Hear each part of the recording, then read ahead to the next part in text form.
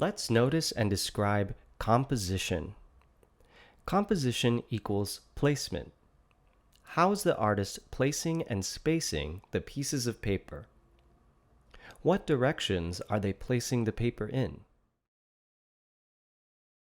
Are they placing the papers to create any patterns?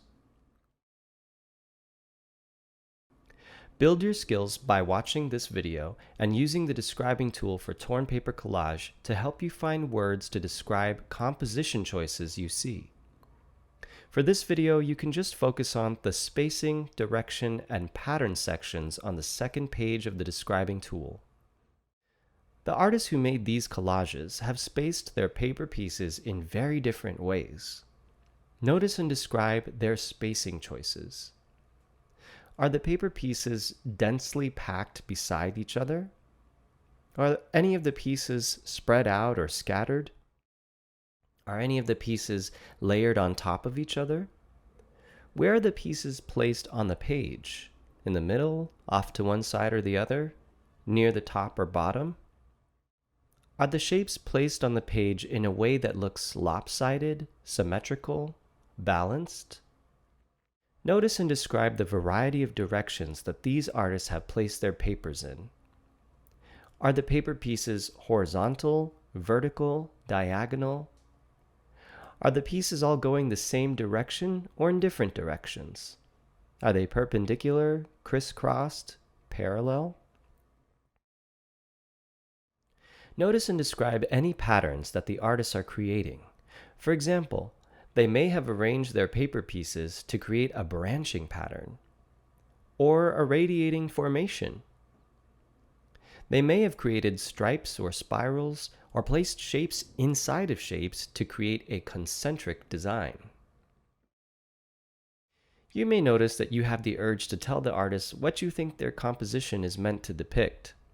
Instead, challenge yourself to describe their choices about spacing, direction, and pattern with specificity without trying to guess their intention. For example, this artist has placed bumpy green pieces along the bottom of the page and a thick horizontal blue strip across the top of the page. On the top, there are also thin yellow strips radiating out from a yellow oval. Toward the bottom, there are small white rectangles placed in a circle. There are blue pieces squished inside the circle. On the side, there's a big vertical brown strip with smaller branching strips at the top, and then lots of green pieces clumped together on top of that. The work does not need to be fully developed or finished for you to describe the choices that kids are making. For example, this artist has layered many orange shapes on top of white shapes. In the center, they are squished so close together that the shapes are covered up. But on the edges, you can see a small orange triangle placed in the middle of a larger white trapezoid. Next to that, you can see an even bigger white triangle with a crumpled orange rectangle on top. The goal is to express interest and enthusiasm for the child's process rather than focusing on the product they're making. Enthusiastic and specific describing of students' choices will help all students to develop their work further and build language. Take a moment to look at these collages. Practice noticing and describing the spacing, direction, and patterns that you see.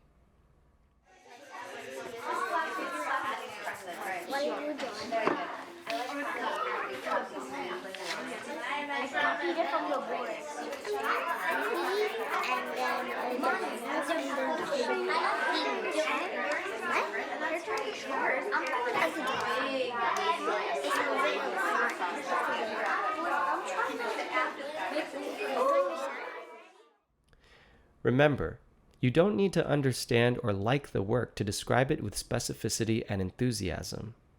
Your job is to describe what you see and invite the students to tell you about their choices. Do not assume that you know what their choices are intended to communicate. Ask them to speak about their own work.